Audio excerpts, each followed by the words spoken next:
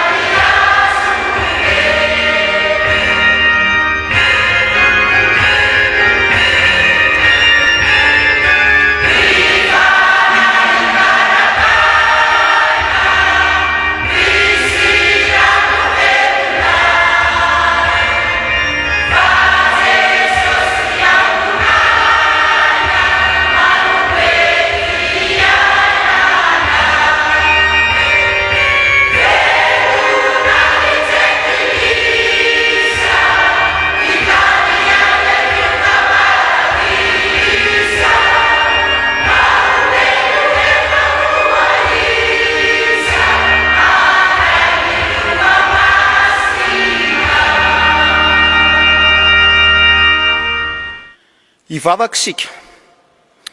Ry Andriamanitra Ray Zanaka ary Fanahy Masino, masina ny anaranao, miondrika mpaneteteny zahay manoloana ny voninahitra ao. Fantatray fa tia sy mikarakara anay zanak'olombelona ianao ary manamarina anay mpino velon'ny finoana. Noho ny amin'ny Jesosy Kristy Tompo sy Mpanjaka ary mpanavitra anay.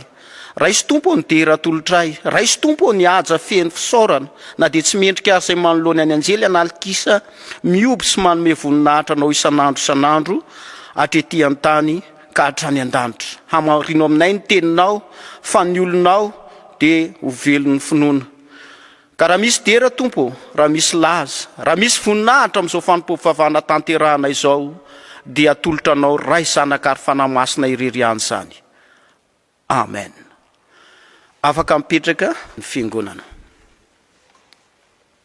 Eno am-panajana ary eritrereto tsara ny teny manambara ny sitrapon'Andriamanitra tiany hivelomantsika. Ary ny oloko marina dia ho velon'ny finoana, fa raha miembotra izy dia tsy sitraky ny fanahy. Fa isika tsy mba naman'izay miembotra ho amin'ny fahaverezana, fa naman'izay mino ho amin'ny famonjena ny fanahy. Sambatra ny mahitsy lalana.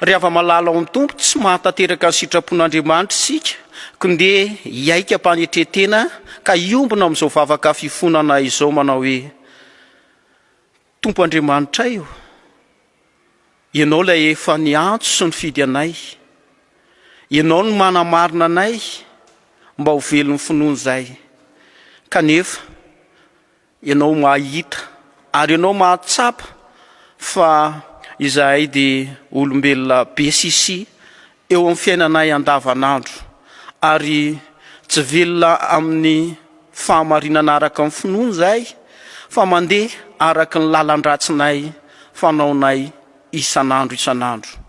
Diso eo anatrehanao izahay, meloko eo anatrehanao izahay ary indraindray manota mivadika aminao izahay.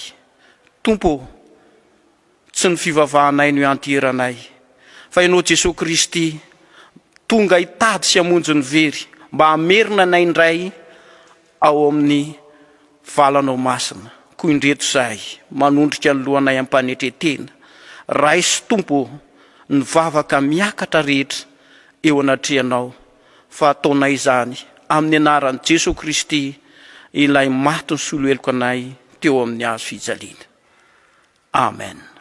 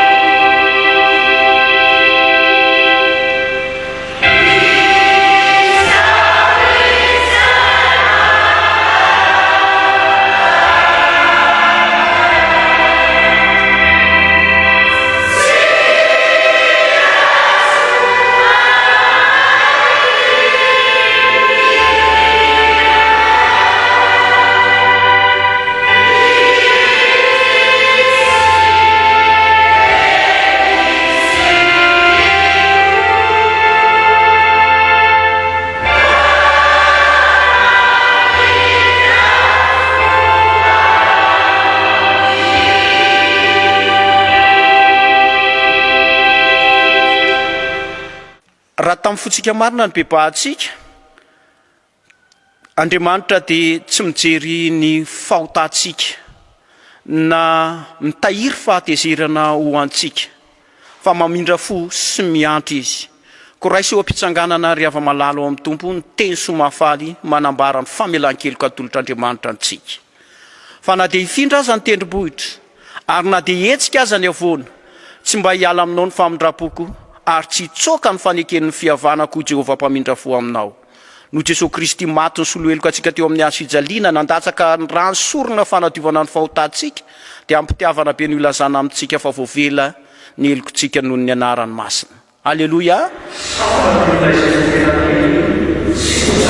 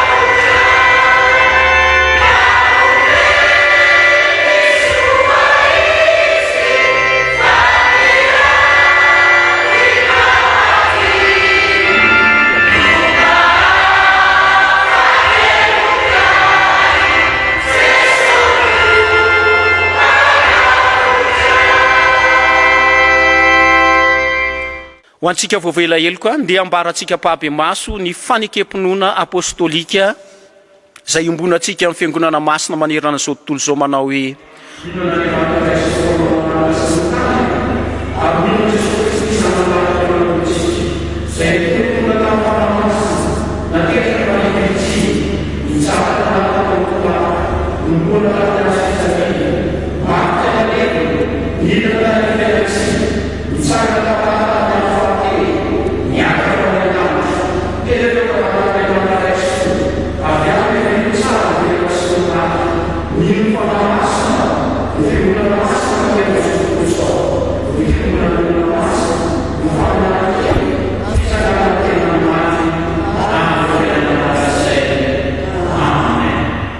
afaka mipetraka ny fiangonana.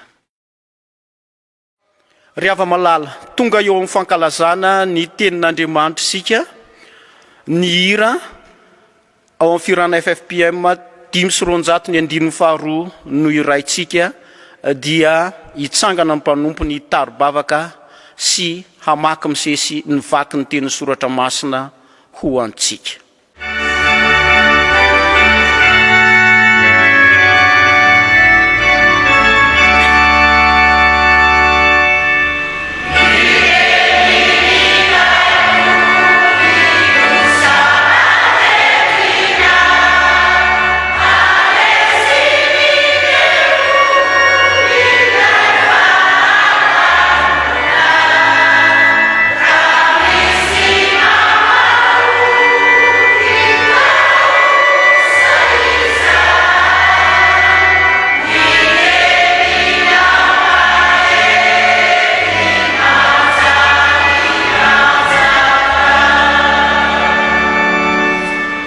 Ola iara ivavaka isika.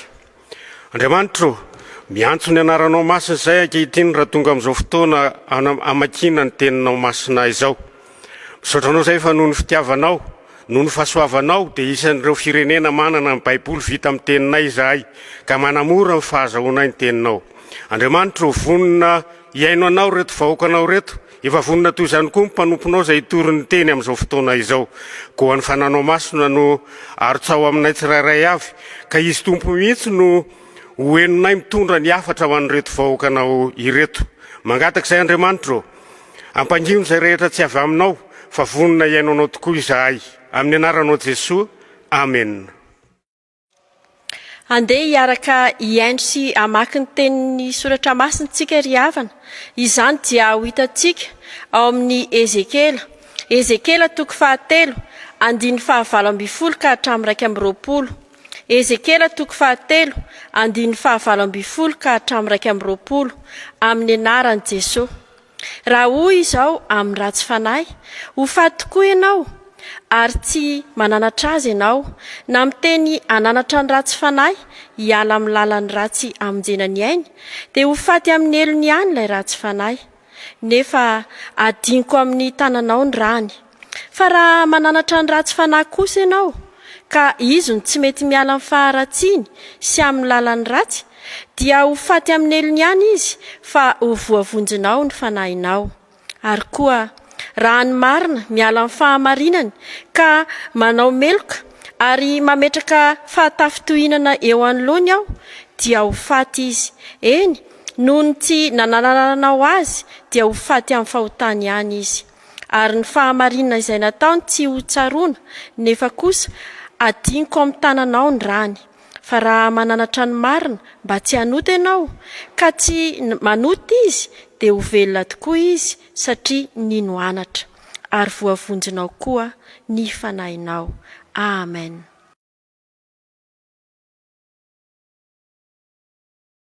Ho tohizantsika ny famakiana ny tenin'ny soratra masina.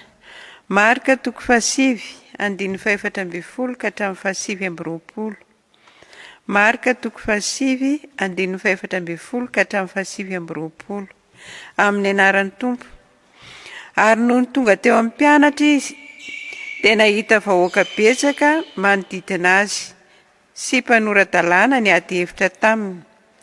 Niaraka tamin'izay no nahita azy ny vahoaka rehetra dia talanjona ka niazakazaka nanantona sy niarahaba azy. Ary izy nanontany azy hoe inona no iadianareo hevitra amin'ireto?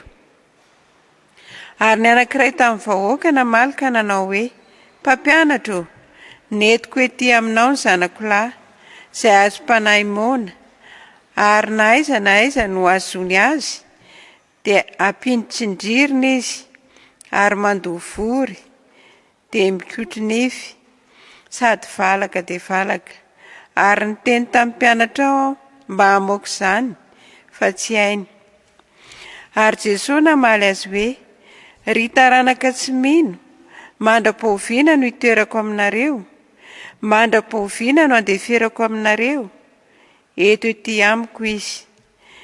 Dia netiny teo aminy izy, fa noho nahitany Jesosy izy, dia nampifanitsitona ny tenany, niaraka tamin'izay ny fanahy.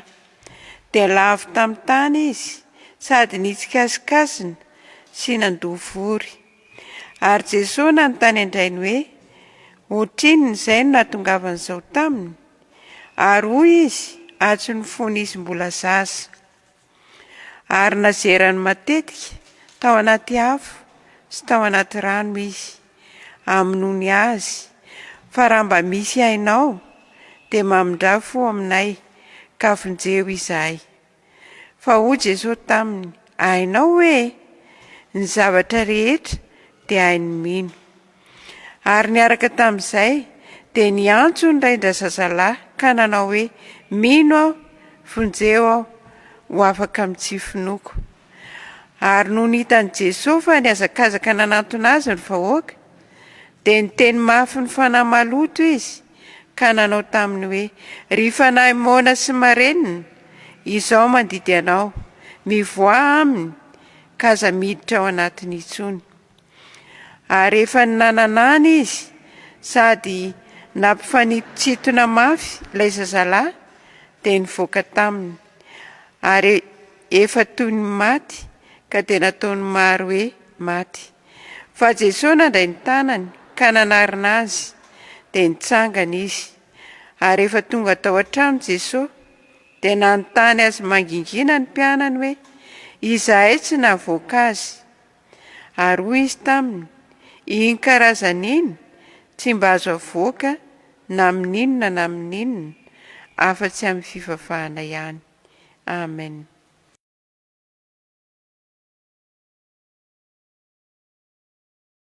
Mbola toizantsika ny famakiana ny soratra masina.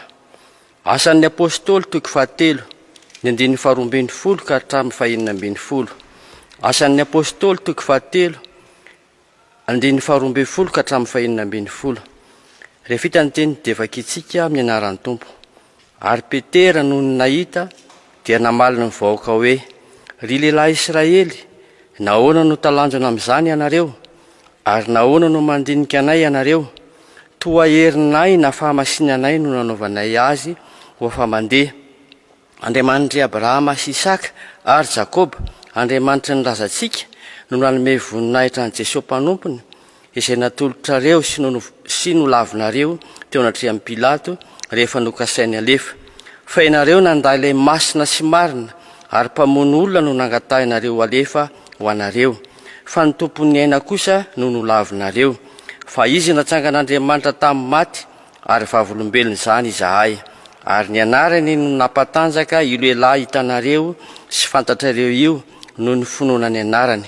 Eny, ny finoana izay azo amin'ny alalany no nahazoany izao fahasitranana tsara eto masonareo rehetra izao. Amen. Ray masino.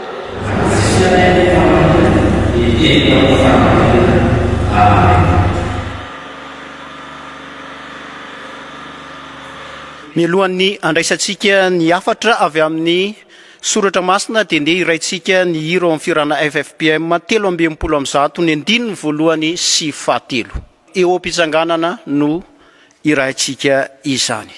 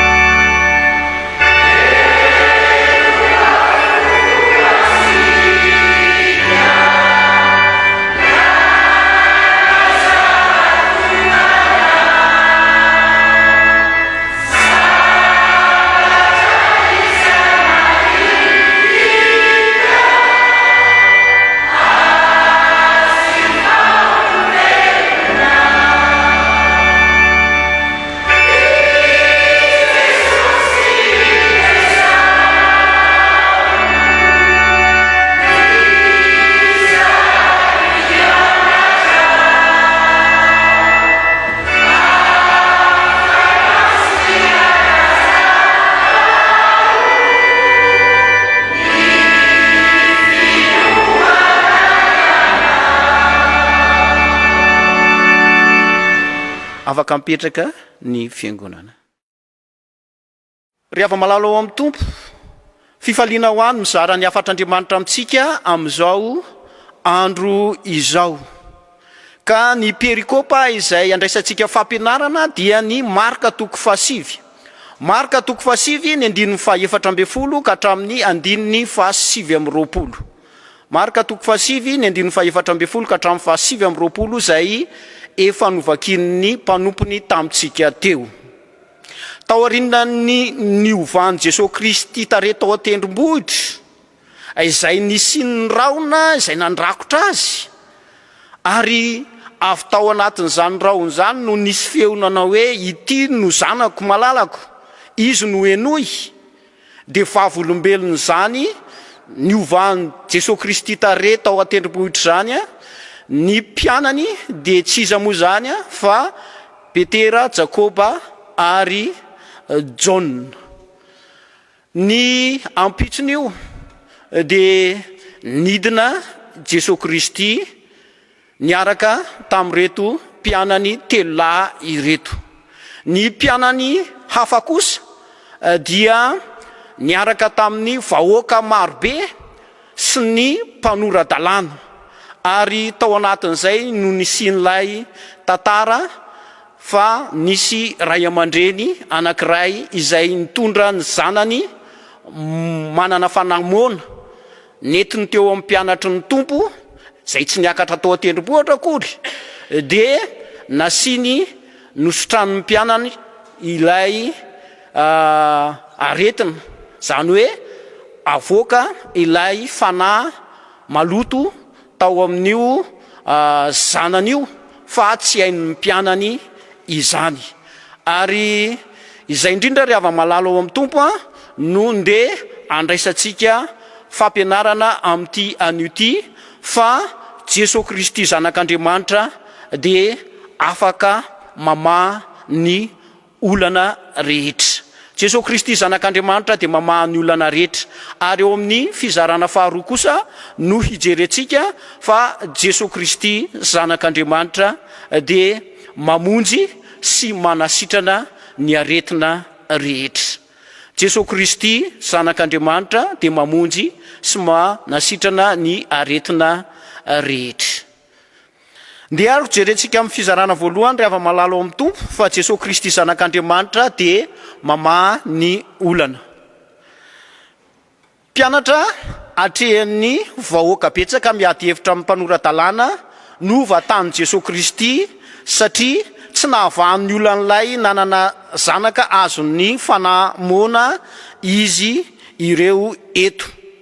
Toa te hilaza ireto mpanoran-dalàna ireto fa olom-pona tsy mahafeno inona inona Jesosy sy ny mpianany satria mino fa tamin'ny anaran'i Jesosy Kristy no namohany ilay fanamoana, kanefa tsy nety nivoaka zany noho ny tsy finoan'izy ireo. Azo antoka koa fa reto mpanoran-dalàna reto dia mety nanitrikitrika fa tsy mahavaolana ny tompo sy ny mpianany. Ary ny vahoaka marobe dia to hijery ny zavatra iseho ka anambara ampahabe maso ny vavolombelona fa tsy mahefa na inona na inona ny mpianatry ny tompo. Tao anatin'izay fifamafohny zavatra izay nefa rehefa malalo ao amin'ny tompo no indro Jesosy Kristy miona amin'ireto mpianatra sy ny vahoaka marobe ary ny mpanoran-dalàna ireto. Nanontany moa Jesosy Kristy tamin'izay hoe inona no hiadinareo hevitra amin'ireto, dia teo indrindra no nitsanganan'ilay ray aman-dreny izay nanana ny fanahy monany zanany dia niteny hoe nentina tetỳ aminao ny zanako izay azon'ny fanahy mona, ka ny mpianatra no nanatonana dia nasiana ny angaviana mba hamoaka izany fanahy mona izany fa tsy hain'ny mpianatra. teo indrindra ry ava-malalo ao amin'ny tompo de efa nagmahaolana i Jesosy Kristy. Vahaolana nataon'i Jesosy Kristy voalohany aloha de ny fanatonany ireto vahoaka ireto, ka tao anatin'izay fanatonany zay dia talanjona ny vahoaka satria tonga ara-potoany Jesosy Kristy, tonga tamin'ny fotoana izay mahamety, ka tao anatin'ny ady hevitra mihitsy no natongavany dia voava ny olana teo amin'ny mpianatra sy ny mpanorandalàna. Ary tao anatin'izay indrindra ihany koa no namahany izay mety ho tebitebin'ny mpianatra, ka tonga i Jesosy Kristy de no arabain'ireto olona marobe ireto tamin'izany, satria talanjona izy ireo fa indro Jesosy Kristy tonga. Ry ava-malalo ao amin'ny tompo, hitantsika amin'izany fa Jesosy Kristy zanak'Andriamanitra de mamaha ny olana amin'ny fotoana izay mety tsy ho ampozina akory ara, dia indro izy mamaha ny olantsika rehetra. Raiso Jesosy Kristy, tsy miseho amin'ny manofo amandra intsony Jesosy Kristy, fa miseho kosa amin'ny fanahy masina ho antsika ankehitriny. Manontany ny mpianany i Jesosy Kristy, inona no iadinareo hevitra amin'ireto? Namaly ilay ray aman-dreny manana zanaka manana fanahy maloto dia niteny ampahasahiny Jesosy Kristy, ka nilaza fa taranaka tsy mino mandra-pahoviana no andaferako aminareo, mandra-pahoviana no hitoerako aminareo, eto aty izy. Ry ava-malalo ao amin'ny tompo, mamaha olana Jesosy Kristy miantso atsika mba hovahana zay olana rehetra eto. Fanahy telo ry ava-malalo ao amin'ny tompo no miseho eto, de misy ny fanahy izay antsona hoe devoly, na avy amin'ny teny grika hoe diabolosy, lay makeo ampovoany de manasparitaka. Io fanahy io dia fanahy izay nampikotrana ny mpianatra sy ny mpanoradalàna eto, ka nampiady hevitra azy.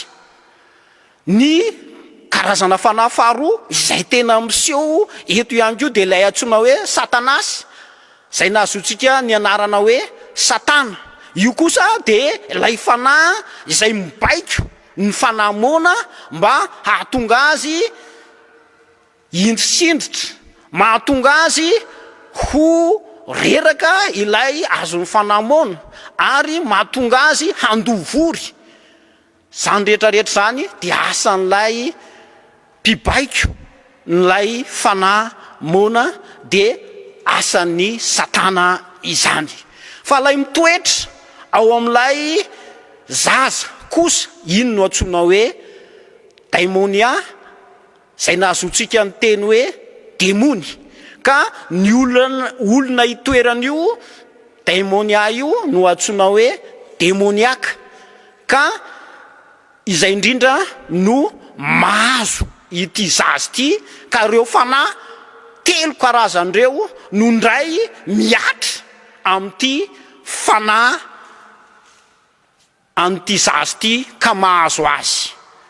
Vahan Jesosy Kristy nefa ny olana, ny famahan Jesosy Kristy ny olana de ny hoe ny finoana irery ihany, mandra-pahoviana no hitoerako eto aminareo, mandra-pahoviana no andeferako aminareo, eto ety izy. Mila manatona ny tompontsika, manorona ny finoantsika amin'ilay zanak'Andriamanitra. Zay indrindra no mampiditra atsika koa amin'ny fizarana faharoa, fa Jesosy Kristy zanak'Andriamanitra ry ava-malalo ao amin'ny tompo de mamonjy sy manasitrana. Nolazainy Jesosy Kristy eto rehefa niteny ilay rain'ilay zaza manao hoe ny zavatra rehetra hainy mino. Voalazan'ilay rain'ny zaza manana fanamona fa hatramin'ny fahazazany no nitoeran'io fanahy io tao amin'io zanan'io. Jesosy Kristy ry havana de manadiady ilay fanahy, manadiady ny toetran'ilay ray aman-dreny, ary tsapany tamin'izany fa tsy fantatry ny ray aman-dreny akory, ity raim-pianakaviany ity akory ny tena aretina mahazo lay zanany. ny azakazaka ny olona hoe inona no ataon'i Jesosy Kristy amin'io fisehoan-javatra io, satria nampifanintsitsintotra ilay manana fanamona ny Satana eto, ny baiko zany ilay manana fanamona dia nyrohatra ny olona. Ary teo indrindra no nitenenan'i Jesosy Kristy ilay zaza manana fanamona hoe rifa na mona sy marenina. Eto zany dia aseho an'i Jesosy Kristy fa tsy vitan'ny fanamona ihany lay tao amin'ny zaza fa fanahy marenina ihany koa, mona sy marenina. Antsoina amin'ny teny grika hoe pneuma alalona moa ity fanamona ity, fa ny fanahy marenina kosa dia antsoina hoe pneuma kofona. Zany hoe sady mona no marenina ilay zaza, ary zany no tsy nahenony ny feon'ny mpianatra namoaka ilay fanahy mona tery ampiandohana.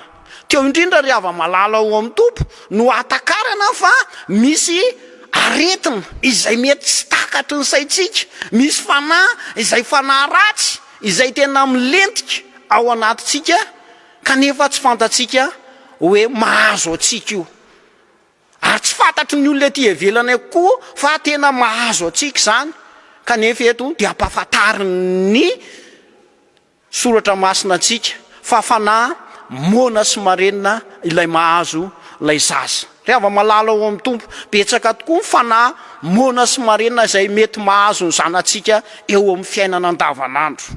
Ny fanahy mona sy marenina ohatra izay hitantsika amin'ny fampiasana ireny telefôny ireny dia tapenana amin'ny ekotera ny sofina, tsy mahenona inona na inona, ary ohatrany tsy maheno tsy miteny ny ankizy fa dia lohany fotsiny indraindray no ahetsiketsiny, ny masony fotsiny no apitrapitrany, satria fanahy mona sy marenina no ao anatiny indraindray. Ry hava-malala ao amin'ny tompo, tsy hoe manetsika be fahatany ny fivoaran'ny teknôlôjia eto ambonin'ny tany akory raha mampiasa izany telefôny zany, fa tokony hisy fetrany ary tokony ananana izay fahaiza mifehy izany fitaovana izany. Isika ray aman-dreny dia hay ampiasa izany fitaovana izany. Betsaka ihany koa ny fanahy mona eto amin'ny zao tontolo izao, manoloana izay atao hoe ady hevitra maro samihafa, manoloana izay fisehoan-javatra maro samihafa, dia mody marenina, mody mona ny tompon'andraikitra maro samihafa. Dia hitantsika moa zany eo amin'ny fiarahamonina izay misy atsika. Ry hava-malala ao amin'ny tompo, ampianarin'ny tenin'Andriamanitra isika ankehitriny mamonjy manasitrana ilay Jesosy Kristy zanak'Andriamanitra, nositraniny ilay zaza manana fanahy mona sy marenina dia nitsikasakasina indray, satria nampiasa izay herin'ny farany ilay Satana ny baiko ity fanahy mona sy marenina ity mba hampitolagaga ny mpijery, hampitolagaga ireto mpanatrika rehetra ireto. Fa saingy Jesosy Kristy dia manana ny herin'ny fanahy, ka tamin'ny finoana no nasa iny ny teny mafy, ary vokatr'izay finoana tao anatin'izay dia tahaka ny maty ilay zaza. Ka ny olona izay nijery teo dia nihevitra fa maty ilay zaza. Kanjo indro Jesosy Kristy naninjitra ny tanany nandray n'ilay zaza mba haneo fa ilay zanak'Andriamanitra dia mandray tanana ny olona izay ao aminy. Eo amin'ny Jesosy Kristy ilay zaza no raisy ny tanana, nampahereniny, nataony izay hahatonga azy ho olon'ny fiarahamonina eto, satria mety mahazo ny olona ny maty ary zay fahafatesan'izay no everin'ny olona ho fiandohan'ny fanasitranana fa tsy izany no naseho an' Jesosy Kristy fa afaka mamelona i Jesosy Kristy ka mamonjy sy manasitrana. Rehefa malala isika izao indraindray dia mieritreritra hoe tsisy fanasitranana intsony ny aretina maro izay miseho lany ety amin'izao tontolo izao. Ohatra misy ny kanser izay tena any amin'ny fazy faratapony dia hoe tsy ho sitrana intsony, ary ny fahafatesana sisa no eritreretintsika fa hampitony ny fanaintainana. Rehefa malala ao amin'ny tompo Jesosy Kristy tompo dia mbola mandray ny tanana. Jesosy Kristy dia mbola manangana, ary Jesosy Kristy dia mbola manasitrana, ka na tsy sitrana ara-nofo ara dia sitrana ara-panahy isika. Dia mahereza rehefa malala ao amin'ny tompo fa ny tompo dia tsy manary atsika fa manasitrana sy mamonjy atsika. Namonjy ny finoan'ny mpianany koa izy eto, satria nanontany ny mpianany hoe nahoana no tsy voavoaka anay iny fanahy maloto iny. Dia nyteny ampitiavan'i Jesosy Kristy hoe iny karazana iny dia tsy azo avoaka raha tsy amin'ny fivavahana ihany. Any amin'ny perikopa izay mirazotra aminy any amin'ny filazantsara ny Lioka sy Matio dia ambara fa noho ny akely ny finoanareo hoy Jesosy Kristy no tsy avoanareo izany. Ary any amin'ny filazantsara dia mbola lazany koa fa iny karazana iny dia tsy azo avoaka raha tsy amin'ny fivavahana sy ny fivadikanana. Eto am-pamaranana rehefa malala ao amin'ny tompo raha fitinina ny hafatra ho antsika dia Jesosy Kristy zanak'Andriamanitra dia mitondra vahaolana amin'izay olana rehetra miseho eo amin'ny fiarahamonina misy atsika. Vonjeny isika rehefa miroso amin'ny finoana azy, ary sitraniny isika satria mpamonjy mora azo indrindra izy eny na dia amin'ny fahoriana azy. Jesosy Kristy no fahoandra no resany eto fa ankehitriny kosa Jesosy Kristy izay tonga amin'ny alalan'ny fanahy masina kosa no miteny amintsika mba hanatonantsika azy. Tsy ho tsika no tenenan Jesosy Kristy hoe ry taranaka tsy mino, mandra-paoviana no itoerako aminareo, mandra-paoviana no andeferako aminareo. Eto ety izy fa ho zanak'Andriamanitra mino isika ary mandova ny fiaina mandrakizay satria velon'ny finoana. Ho an'Andriamanitra ny voninahitra, isika kosa hitoetra amin'ny finoana ilay zanak'Andriamanitra. Amen.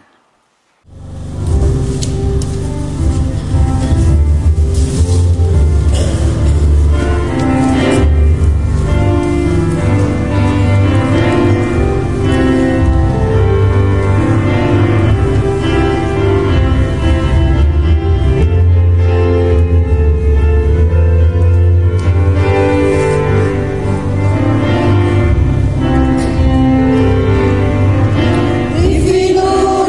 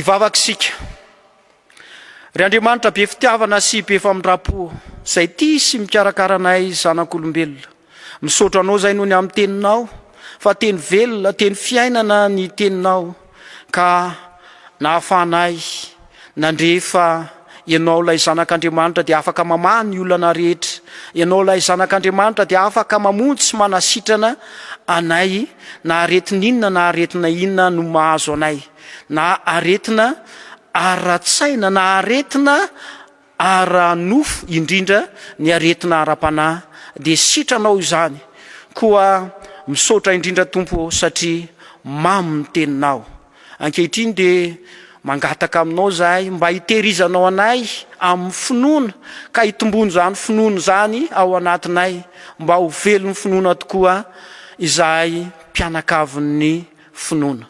Tompo ny voninahitro mankasitrake mankatelina mahatsiaro anefa izay fa betsaka ny olona izay ianjadin'ny aretina dia nao Andriamanitra no fantatray fa dokotera ambony dokotera rehetra fa ireny dokotera ireny dia mpitsabo ihany fa ianao Andriamanitra no manasitrana dia sitrano amin'ny indra fonao tsy hitalany izy ireny na iza toerana misy azy ary na aretina inona na aretina inona no mahazo azy. Tompo ny voninahitro ny fiainanay andavanandro dia trotroinay amam-bavaka eo anatrehanao fa ao re ny olana rehetra izay mety miseho lany satria ety an-tany dia betsaka ny olana izay miseho kanefa fantatray fa ainao ny mamaha izany ny tsy fahampiana ianao Andriamanitra no fantatray fa hanampy anay amin'izay fomba rehetra hamahana ny olana hitadiavana ny vola hitadiavana ny sakafo ary hitadiavana ihany koa izay zavatra ilainay mahasoanay eo amin'ny fiainanay andavanandro. Trotroinay amam-bavaka Tompo ny firenenay ianao Andriamanitra ilay fantatray fa mpandrindra endrindrindra dia ianao no andamina ary hanolo-tsaina ireo tompona andraikitra isan'ny tsokajiny hatrany amin'ny faratampony ka hatraty amin'ny vahoaka tsy mandady arina. Tompo ianao no mahalala ary ianao no mahafantatra izay fomba rehetra entina amahana izay olana sy izay fahasarotana rehetra miseho eto amin'ny firenenay. Trotroinay amam-bavaka ny fiangonan'i Jesosy Kristy eto Madagasikara ianao Andriamanitra no mahita ianao Andriamanitra no mahafantatra ny lalatsarotra tsy maintsy atrehan'ny mpitoro ny filazantsara dia ampahery ny mpitoro ny filazantsara rehetra ianao Andriamanitra ka ahavita ahatotosa ary ahefa be amin'ny asan'ny Tompo ny mpanomponao tsirairay avy izay mpitoro ny filazantsara rehetra ny tompon'andraikitra hatrany amin'ny filoha an'ny FJKM ka hatraty amin'ny vahoakan'Andriamanitra dia ianao no hampahery ny tsirairay avy mba hitombo ao anatin'ny finoana hatrany izy ireo. Dia sitrakay ny ampiaraka amin'ny vavakay amin'ilay vavaka nampianarinao manao hoe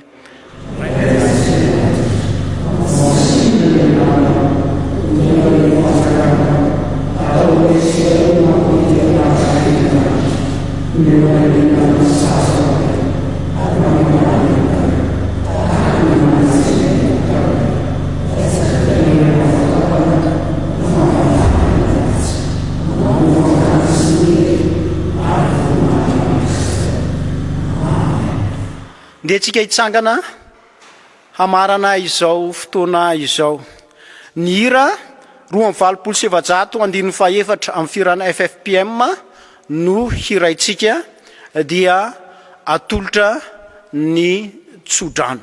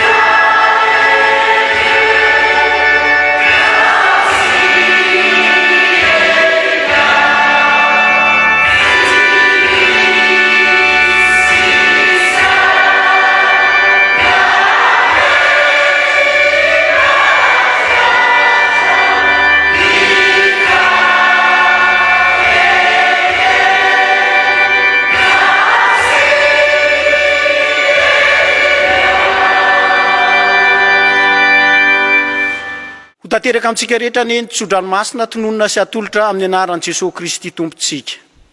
Hitay anareo ny Jehovah ka hiaro anareo. Ampamirapiratra ny tavany aminareo ny Jehovah ka mindra fo aminareo. Anandratra ny tavany aminareo ny Jehovah ka hanome anareo ny fiadanany. Amen. Petraka manao vavaka mangina ny fiangonana.